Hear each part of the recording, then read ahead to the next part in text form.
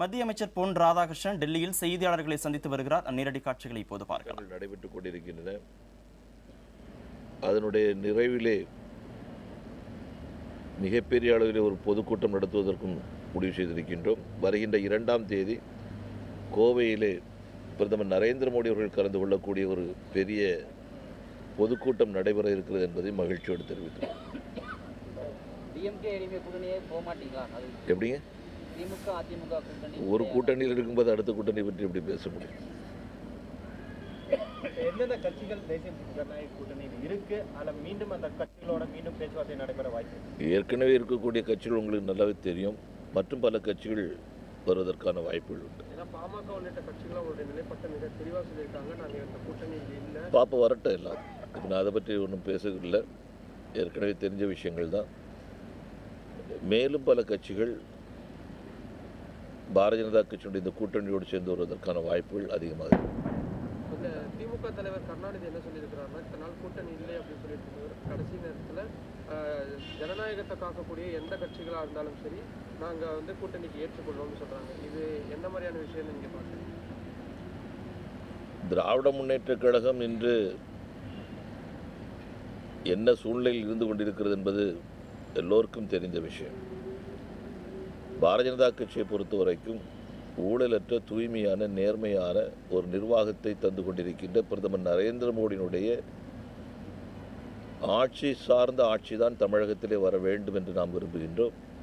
அதனை சார்ந்துதான் கூட்டணிகள் அமைக்கப்பட முடியும். இந்த மக்கள் நல கூட்டணியுடைய மாநாடு நேற்று நடைபெற்றது. அவங்க நாங்கள் ஆட்சிக்கு வந்துடுவோம் அப்படின்ற ஒரு கோஷத்தை எழுப்புறாங்க. அதை நீங்கள் எப்படி பார்க்குறீங்க? மக்கள் நல கூட்டணியை பொறுத்தவரைக்கும் உங்களுடைய கருத்து? அண்ணன் வைகோவுடைய தலைமையில் இயங்கிக் கொண்டிருக்கக்கூடிய அந்த கூட்டணி நிச்சயமாக வலுவுள்ள கூட்டணியாக அமைவதற்கான வாய்ப்பே கிடையாது. எங்களை பொறுத்த வரைக்கும் எங்களுடைய கூட்டணி மிக பலம் பொருந்தியதாக அமைய இருக்கின்றது. வருகின்ற தேர்தலிலே எங்களுடைய கூட்டணி எடுக்கக்கூடிய முடிவை சார்ந்துதான் தமிழகத்தினுடைய அரசியல் அமையும் என்கின்ற உறுதியான நம்பிக்கை நமக்கு இருக்கிறது. நீங்கள் சொன்ன மாதிரி ஊழலற்ற கட்சிகளுடன் தான் பாரதிய ஜனதா ஆட்சி அமைக்கும், கூட்டணி வைக்கணும்னு சொல்லியிருக்கிறீங்க. அப்படி திமுக மற்றும் அதிமுக இந்த 2 கட்சிகளோடையுமே கூட்டணி நிச்சயமாக பாரதிய ஜனதா போகாது அப்படின்றத எடுத்துக்கலாமா? ஏன்னா 2 கட்சியுமே ஊழலத்தை இழைத்த கட்சின்னு உங்களுடைய மாநில தலைவரும் சொல்லியிருக்கிறாங்க. தொடர்ந்து மத்திய அமைச்சர்கள் நிறைய தருணங்களும் சுட்டி காட்டுறாங்க. நான் சொல்ல விஷயம் ஊழலற்ற தூய்மையான நிர்வாகத்தை எப்படி நரேந்திர மோடி அவர்கள் தருகிறார்களோ அது போன்ற ஒரு ஆட்சி அமைக்கணும் அப்படின்னு நாம் விரும்புகிறோம். எந்தெந்த கட்சிகள் எப்படி இருக்கிறது அப்படிங்கிறத பற்றி நாம் இப்போ போகிறதுக்குள்ள எங்களுடைய கூட்டணி ஏற்கனவே இருக்கக்கூடிய கூட்டணி, அதோடு பிற கட்சிகளும் சேர்ந்து வரக்கூடிய ஒரு கூட்டணியாகத்தான் எங்களுடைய கூட்டணி அமைவதற்கான வாய்ப்புகள் உண்டு. ஏற்கனவே நம்முடைய விஷயத்தை சொல்லியிருக்கிறோம். அவங்க என்னென்ன விஷயங்கள் முடிவெடுக்க போகிறாங்க அப்படிங்கிறத பார்த்து நாம் அதுக்கு தக்கபடி எங்களுடைய நிலைப்பாட்டை அமைத்துக் கொள்வோம். ஏன்னா இப்போ 3 கட்சிகளுமே அவங்களுடைய தேர்தல் பணிகளை மிக துரிதமாக தொடங்கிட்டாங்க. விருப்ப மனுக்கள் எங்களுடைய பணியும் கிளை அளவில் எங்கள் 2 விதமான நிலைகள். ஒன்று பொது தேர்தலை சந்திப்பது, இன்னொன்று கட்சி ரீதியான தேர்தலும் நடந்துகிட்டு இருக்குது.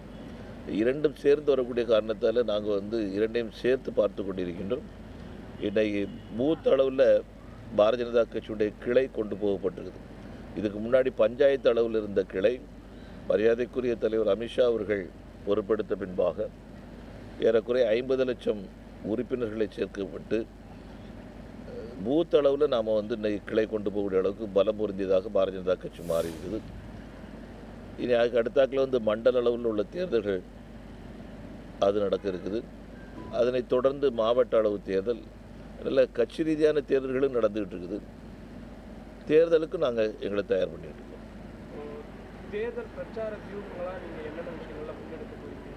இப்போ காங்கிரஸ் சோனியா காந்தி, ராகுல் காந்தி 3 தலைவர்களை தமிழகத்துக்கு கொண்டு வரதுக்கு நிறைய பிரச்சார கூட்டங்களில் கலந்துக்க வைக்கிறதுக்கு திட்டம் போட்டுக்கிறது. அது மாதிரி பாரதிய ஜனதா என்ன மாதிரியான பிரதமர் நரேந்திர மோடி அவர்களுடைய 2ஆம் தேதி பொதுக்கூட்டம், கோவையில் நடக்கக்கூடிய பொதுக்கூட்டம் தேர்தல் பிரச்சாரத்திற்கான ஒரு துவக்கமாக நிச்சயமாக அமையும்.